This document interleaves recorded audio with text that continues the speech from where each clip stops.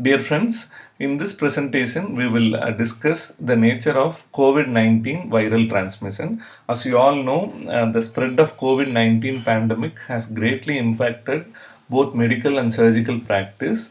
It is essential that we know what is happening when it comes to the transmission of virus both in the society and in the healthcare facility.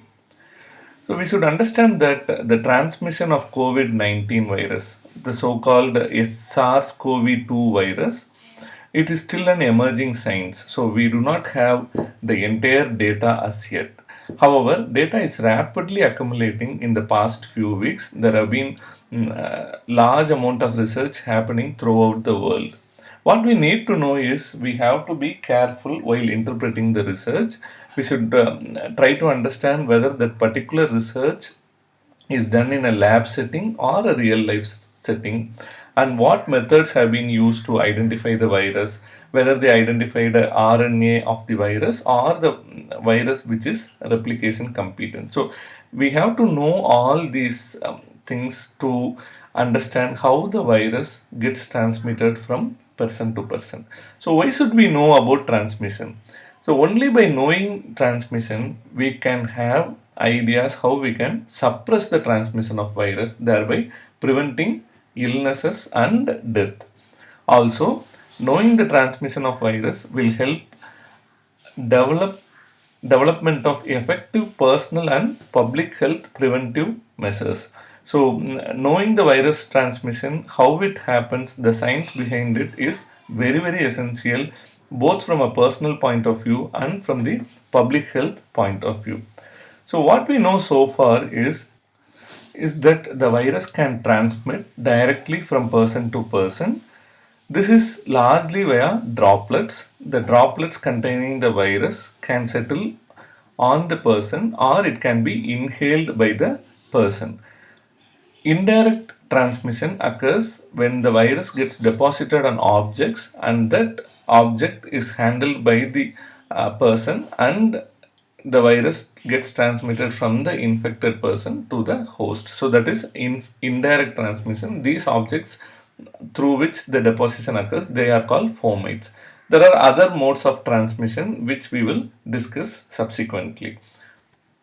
So direct person to person transmission occurs basically through a close range contact. That is, close range is defined as within 1 meter, that is via the respiratory droplets.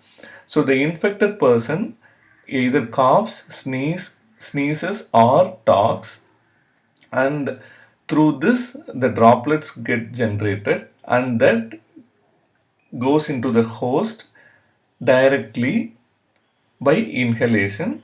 So that is how the direct person to person transmission occurs. Now we should remember that infection can occur only when the person touches the infected surface and then touches his eyes, nose or mouth. So that is very important, that if we touch a surface containing the virus, then the person should touch his mucous membrane which is present in the eyes, nose or the mouth for the infection to occur. As you can see, an average person touches his face up to 23 times per hour. So this is one form of important form of transmission that we need to understand. So if you touch an infected surface, then if you touch your face, the mucous membranes in the face that are present in the eyes, mouth and nose, then the chance of getting infected is quite high. So this is one form of direct person to person transmission. The most important form of person to person transmission is via droplets and aerosols. So what happens when a person coughs, sneezes, talks, or even during a normal breathing? The process is called human atomization of virus bearing particles occurs. So what happens is, as you can see with the picture on the right, when a person coughs, there will be two forms of viral shedding material that gets generated. One will be a larger droplets and the other will be a small aerosols that gets released as a turbulent gas clouds. So the large droplets generally settles down within few feet. However, the small aerosols which comes out as a gas cloud can be carried away in the air for a larger distances. So, based on the dispersion efficiencies, the residence time in the air, and the deposition along the human respiratory tract, these are classified into large droplets and small aerosols. So, basically, when a person coughs, you have to imagine that two types of virus shedding can occur, one via the large droplets, the other via the small aerosols in the form of gas clouds. So conventionally, the size of 5 micron has been delineated to differentiate a droplet and a aerosol. So anything that is more than 5 to 10 microns in size, these are called droplets. These are large, they settle out of the air and cause person or object contamination in short range. What happens when it is less than 5 microns? These are called droplet nuclei or aerosols. These are dispersed in air and cause airborne transmission over extended distances, and it can remain in air for a longer duration of time. Now you should remember that the size of the virus itself, the COVID-19 SARS-CoV-2 virus itself is 120 nanometer, and comparatively the size of the droplet is somewhere around 5 micrometer. So what happens is, when you have a large infectious droplet, you have what is called mucus or water that encases virus particles, and the size will be around or more than 5 micrometer. Over a period of time, the outer mucus or water coating can evaporate and leaving behind only the virions or viral particles. This is called the droplet nuclei. They are they are very small, and they are lighter in weight, so they can float, they can remain suspended in the air, and they can be carried away in the air. So this is what we need to understand.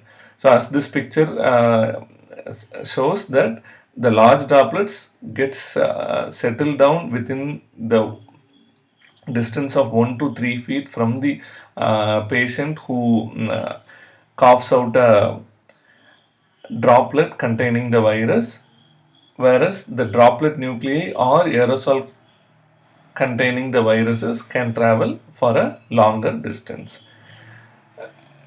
Studies have found that viral RNA can be detected in the air samples and the ventilation systems in hospitals with COVID-19 patients. So, this is another evidence that it can get aerosolized and it can be even identified in the hospital ventilation systems. So, this is what we need to understand.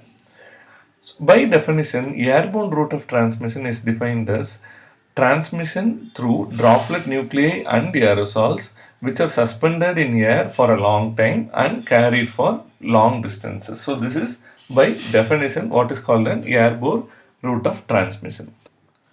So far, it has been agreed that this type of transmission as aerosols through airborne can occur during aerosol generating medical procedures. So, these are procedures like intubation, endoscopy, where there can be aerosols that can get generated and that can result in transmission among healthcare workers. Whether this mode of transmission can occur in the routine indoor settings where a person who goes inside the community or inside a medical facility can get infected by this means is still debatable, and several experiments are being done to understand whether airborne route of transmission can occur. We had several experimental studies which found that aerosols containing virus particles can remain in the air for several hours, from up to 3 to 16 hours. Most of these studies happened within a hospital setting, and also we need to note that majority of these studies found viral RNA in their samples. So just by finding viral RNA, we cannot ensure that it is enough for causing a infection. So for a person to get infected through this mode of transmission, the virus should be replication competent and the viral load should be high enough to be infective. So these things have also be to be taken in mind before concluding that airborne route of transmission can occur. So, in essence, a replication competent virus in sufficient numbers should be demonstrated to conclude that airborne route of transmission is plausible in a hospital setting. Now, we had some reports of outbreak occurring in society that can have a possibility of aerosol transmission. So, we had a choir practice in Washington, a restaurant in China, a fitness class in South Korea. The reports from these places where clusters of cases happened raised the possibility of airborne transmission. Now, we should also understand that in this crowded and closed area where several people are present together in a probably a poorly ventilated setting, the droplet and fomite transmission cannot be ruled out, and short range aerosol transmission can also occur. So, whether long range aerosol transmission can occur is still debated, and it is still being studied in both experimental and community setting. So, at the present moment, airborne precautions, meaning the measures that we have to handle to prevent airborne route of transmission, is advised only when aerosol generating procedures are done within a healthcare facility. However, for the general public, masks have to be worn all the time to prevent airborne transmission. So, that is about the airborne route of transmission of COVID 19 virus. Now, coming on to fomites. So, fomites are nothing but the objects where the virus can get deposited. The deposition happens primarily via respiratory secretions or droplets that contaminates the surfaces.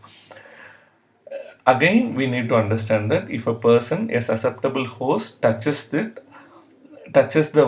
surface that is infected or contaminated with the virus, he has to again touch his mucous membrane either in the eyes, nose, or in the mouth to get infected. So this is very important that contact with the mucous membrane happens. We had again several studies telling us how long the virus can remain viable on the surfaces, different type of surfaces that can be exposed, that a person can be exposed. For example, if you have a tissue paper, the virus can survive for up to 3 hours. In a cardboard, over a cardboard box, it can survive for up to 1 day. And if you have a glass tumbler, it can survive up to 4 days. And studies found that outside of the surgical mask, the virus can survive up to 7 days. And we should also understand that this type of transmission and the survival of the virus over the surfaces is dependent on the type of surface, the temperature, the humidity, basically the environmental setting in which it is happening.